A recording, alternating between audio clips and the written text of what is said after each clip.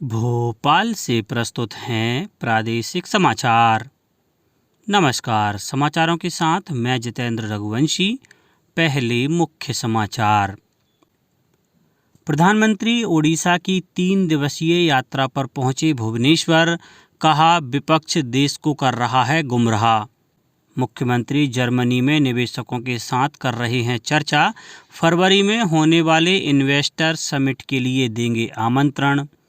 भोपाल में तब्लीगी इज्तिमा की हुई शुरुआत। रेलवे ने किए विशेष प्रबंध। और प्रदेश में तेज सर्दी का दौर जारी। भोपाल में पचमढ़ी से भी कम तापमान। अब समाचार विस्तार से। प्रधानमंत्री नरेंद्र मोदी ओडिशा के 3 दिवसीय दौरे पर भुवनेश्वर पहुंच गए हैं। प्रधानमंत्री ने यहां एक जनसभा को संबोधित करते हुए कहा कि विपक्षी दलों की संविधान में कोई आस्था नहीं है और वे जनता को भ्रमित कर रहे हैं। प्रधानमंत्री ने यहां एक रोड शो भी किया। प्रधानमंत्री पुलिस महानिदेशकों को महानिरीक्षकों के सम्मेलन में भाग लेंगे। मध्य प्रदेश के मुख्यमंत्री डॉक्टर मोहन यादव अपनी जर्मनी यात्रा के दौरान प्रदेश में निवेश और उद्योगों के लिए संभावनाओं की तलाश करने के उद्देश्य से कई कार्यक्रमों में भाग ले रहे हैं। मुख्यमंत्री डॉक्टर यादव प्रदेश में निवेश के अवसरों पर राउंड टेबल बैठक में चुनिंदा उद्योग समूहों के सीईओ से चर्चा की। इसके बाद मुख्यमंत्री डॉक्टर यादव फ्रैंकफर्ट के लिए प्रस्थान करेंगे। मुख्यमंत्री ने अपनी यात्रा के दौरान कहा कि अब भारत बदल रहा है और विश्व में अपनी नई पहचान बना रहा है। प्रदेश में जेंडर आधारित हिंसा की रोकथाम के लिए हम होंगे कामयाब जागरूकता अभियान के अंतर्गत 25 नवंबर से 10 दिसंबर तक कार्यक्रम आयोजित किए जा रहे हैं। जिला कार्यक्रम अधिकारी छिंदवाड़ा ने बताया कि अभियान के अंतर्गत महिला बाल विकास विभाग के साथ ही विभिन्न विभागों द्वारा जागरूकता गतिविधियों का कैलेंडर तैयार किया गया है, जिसके अनुसार सोशल मीडिया अभियान के अंतर्गत महिलाओं के अधिकारों हेल्पलाइन और सी बॉक्स पोर्टल के बारे में जागरूकता फैलाने के लिए आकर्षक सामग्री दी जा रही है।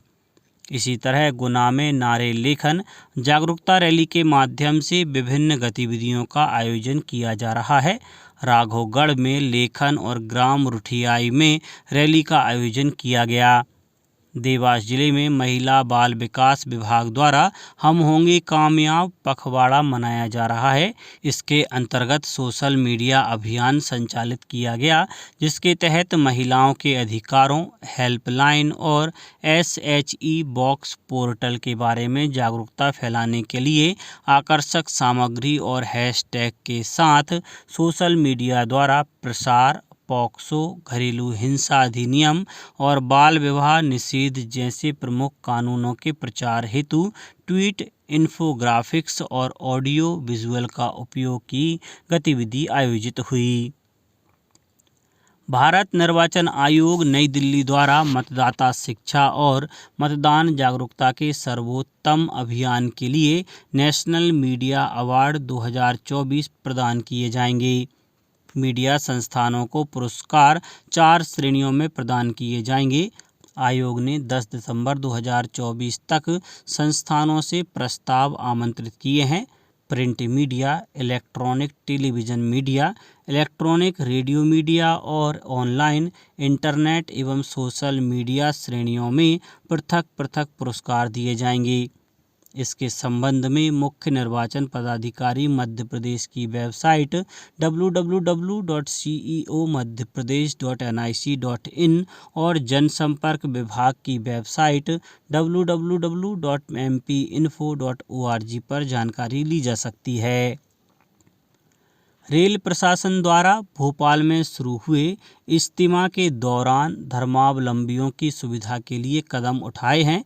इस दौरान भोपाल रेल मंडल ने यात्री ट्रेनों में सामान्य श्रेणी कोच नामित किए हैं।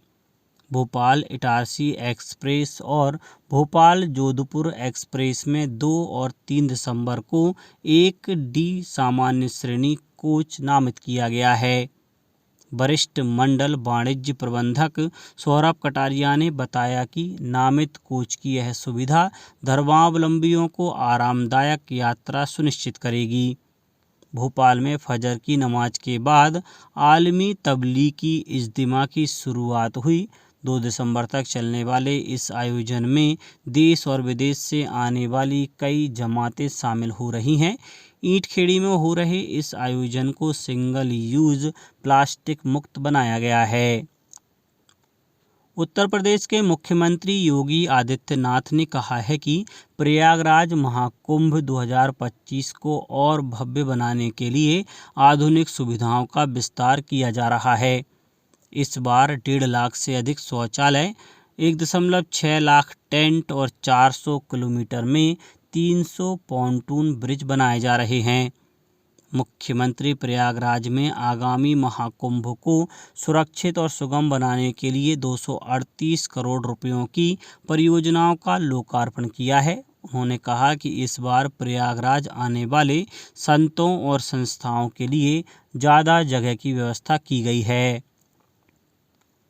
भोपाल के एम्स संस्थान ने स्वास्थ्य सेवाओं को जमीनी स्तर तक मजबूत करने के उद्देश्य से एक टेली हेल्थ कार्यक्रम डॉक्टर टू डॉक्टर शुरू किया है। इसके अंतर्गत दूरस्थ और ग्रामीण क्षेत्रों के अस्पतालों के डॉक्टरों और एम्स भोपाल की विशेषज्ञ मेडिकल टीम के बीच वर्चुअल सहयोग को बढ़ावा दिया जाएगा। इसके तहत एम्स के 24 विभागों के विशेषज्ञों की एक टीम और अन्य केंद्रों के भाग लेने वाले डॉक्टरों के बीच वर्चुअल इंटरैक्टिव सत्र शामिल है। इसके अलावा विशिष्ट केस आधारित समस्याओं के बारे में प्रबंधन, परामर्श और शिक्षा शामिल है। प्रत्येक दिन 4 विभागों के विशेषज्ञ पूर्व निर्धारित समय स्लॉट के माध्यम से उपलब्ध किए जा रहे हैं।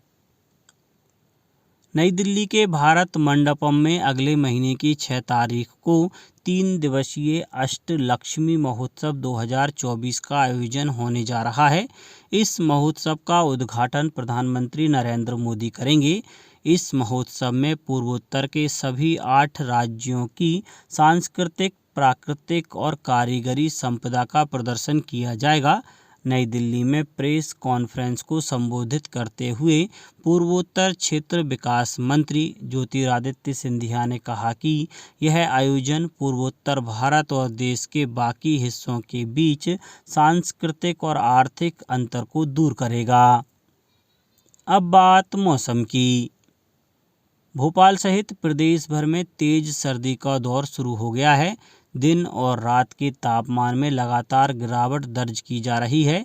भोपाल की रात हिल स्टेशन पचमढ़ी से भी ठंडी हो गई है। गुरुवार शुक्रवार की रात भोपाल में तापमान 8.2 डिग्री सेल्सियस दर्ज किया गया, वहीं पचमढ़ी में 9.6 डिग्री रहा। मौसम विभाग के अनुसार आने वाले दिनों में सर्दी का असर और तेज होगा। प्रदेश में इस बार नवंबर माह के दूसरे सप्ताह से पारा तेजी से लुढ़क रहा है। फिलहाल शहडोल का कल्याणपुर और मंडला की रातें सबसे ठंडी हैं।